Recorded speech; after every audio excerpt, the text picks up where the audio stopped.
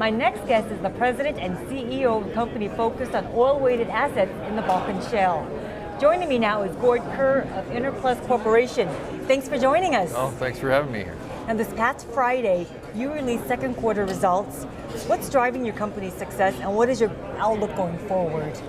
Well, one of the things that we pointed to in our second quarter was the increase in our oil production, and a key element of that growth in oil production was associated with our investment in the Fort Berthold region of North Dakota and the Bakken oil play there. So it's been a significant factor for us. Outlook going forward, we're going to continue to invest in our oil assets. Besides our interest in oil in the Bakken in North Dakota, we've got interest over in Montana. We've also got a number of oil properties up in Canada as well that we're putting money into. As you mentioned, you have a large portfolio of oil and natural gas assets, about 575 potential drilling locations. Can you tell us about how you're allocating capital across your assets? Sure.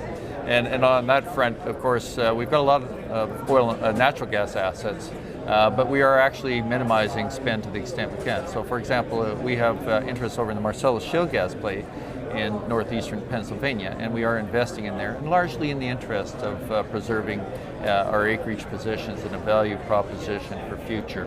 So really looking for an improvement in natural gas prices there. But this year, for example, we'll spend probably well over 70% of our capital on the oil and liquids-rich type of plays. Wow. Now, earlier this year, you announced a stock dividend reinvestment program for U.S. shareholders. What prompted this program, and how has it been received? Well, first of all, it was a program for all of our shareholders. And previously we had what we called the dividend or distribution reinvestment program that was only available to our Canadian shareholders.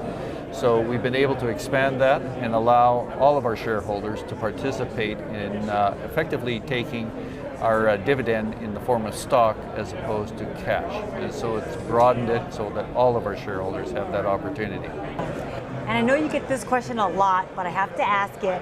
Enerplus pays approximately a 9% dividend to its shareholders. What's the rationale behind paying such a high dividend?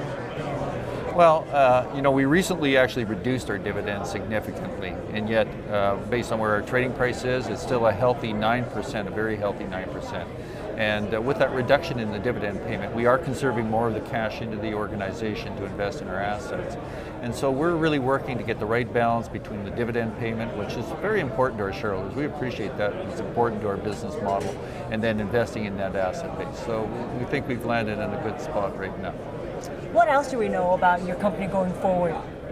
I think one of the things that we've also been emphasizing here is the fact that not only do we have mature oil properties in our portfolio that are low decline in nature, we've got investment opportunities in developing plays such as the Fort Berthold, but we've also been building positions in new resource play areas, and notably within Western Canada, but also in the U.S., that will provide future opportunity for us in terms of where we spend our time and our money and create those kind of returns that we want to achieve for our shareholders. So a lot of exciting projects ahead for you folks. We expect so.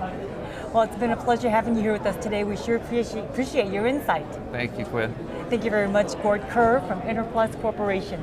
I'm Quinn Nguyen for OilAndGas360.com.